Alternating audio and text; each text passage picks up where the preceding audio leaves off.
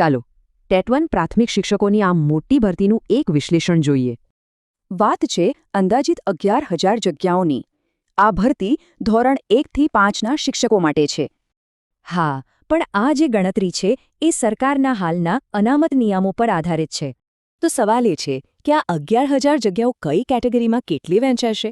ચાલો એને તોડીને સમજીએ. આ ચાર્ટ જુઓ, સૌથી મોટો હિસ્સો જનરલ કેટેગરીનો છે અને એના પછી તરત જ એસસીબીસીનો.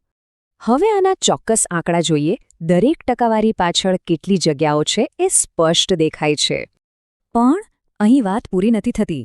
આ મુખ્ય કેટેગરી સિવાય બીજી પણ અનામત પોલિસી છે. એમાં એક બહુ અગત્યનો મુદ્દો છે 33% મહિલા અનામતનો, જે દરેક કેટેગરીમાં લાગુ પડે છે. આનો મતલબ એ થયો કે કુલ 11,000માંથી લગભગ 3,630 જગ્યાઓ મહિલાઓ માટે છે. એ સિવાય દિવ્યાંગ ઉમેદવારો માટે 4% અને માજી સૈનિકો માટે પણ અલગથી અનામત છે. હવે આ બધા આંકડા વિશે કેટલીક ખૂબ જ જરૂરી વાતો સમજી લઈએ. એક વાત ખાસ ધ્યાનમાં રાખવા જેવી છે. આ આંકડા રાજ્ય કક્ષાના છે, જિલ્લાવાર નહીં. એટલે ફરીથી યાદ રાખીએ, આખું વિશ્લેષણ માત્ર એક અંદાજ છે જે સામાન્ય નિયમો પર આધારિત છે. ટૂંકમાં સાચા અને પાક્કા આંકડા માટે તો ઓફિશિયલ જાહેરાતની જ રાહ જોવી રહી. તો આ માહિતી એક અંદાજ આપે છે. હવે સવાલ એ છે કે આના આધારે તૈયારી કઈ રીતે કરવી.